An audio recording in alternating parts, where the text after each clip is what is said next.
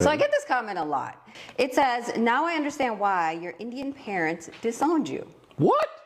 And in case you're new here and you don't know, I'm Indian. My parents are Indian.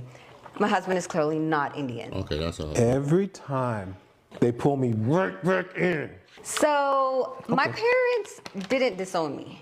If anything, I separated myself from them. Now, the reason being is, although my parents want to have a relationship with me, they do not really want to have a relationship with my children. And all the past and everything combined, my trust level for my parents around my kids is like that. She's the one who made the decisions. Okay. She didn't get disowned because they still want to be a part of her life. She made the decision to step away for her peace and for the well-being of all the kids. If you're not going to treat one of my kids the same as all of my kids, you don't need to be around my kids.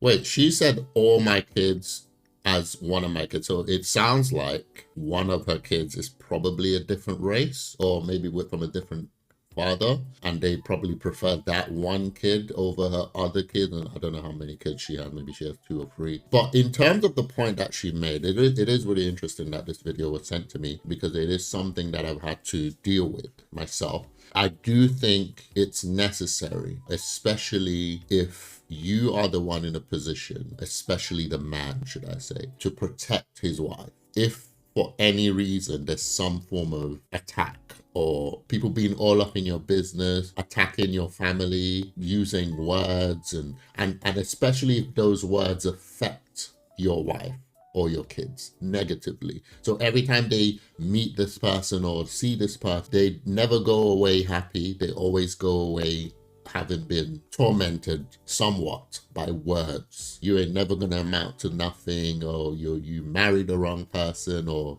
your wife is this, or if you have to go through that all the time when you meet this person, I recommend cutting them off. And I don't say cutting them off like people mean cutting them off. You know, when people say cutting them off, they normally basically completely, like, this person will never exist in your life. What I mean is boundaries. So if somebody, whenever they see you, whenever they meet your wife or your children, actively see them speaking negative words to them that actively affect them, you need to approach those people and you need to say, if you continue to do this, you cannot have a relationship with me or my whatever, my family, my kids, whatever, because you, as the husband or the mother, must protect your family. So I understand where she's coming from. There is another line though. There's a fine line here. So when people are talking about parents